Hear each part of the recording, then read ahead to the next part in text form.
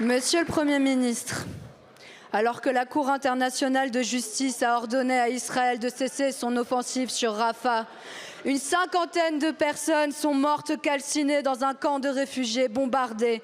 Un enfant a été décapité. L'hôpital de Rafah a cessé de fonctionner et les chars viennent d'entrer dans la ville.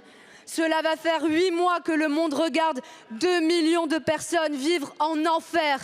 En enfer car elles sont enfermées, sans eau, sans nourriture, sans médicaments, bombardées.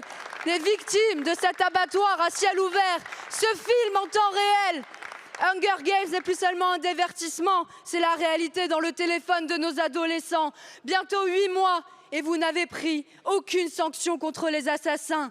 Pire, le soir de l'offensive sur Rafah, au dîner du CRIF, Monsieur le Premier ministre, en refusant de sermonner Israël, vous lui avez donné votre bénédiction. Vous avez préféré le cessez-le-feu au cessez-le-feu, le dîner aux chandelles, avec le soutien des génocidaires.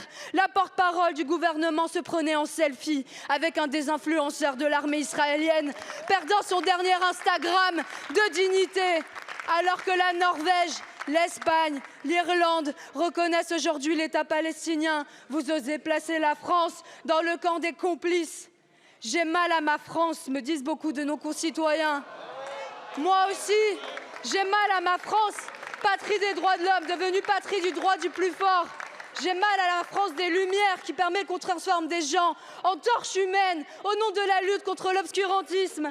J'ai mal à ma France de la Révolution qui défigure la démocratie même en justifiant qu'on affame 2 millions de personnes en son nom. Le Conseil de sécurité des Nations Unies se réunit aujourd'hui.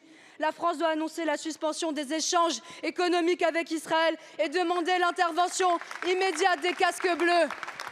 Rafah n'est pas qu'une frontière, c'est un miroir.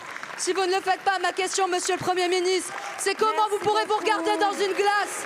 Merci, Madame Dufour.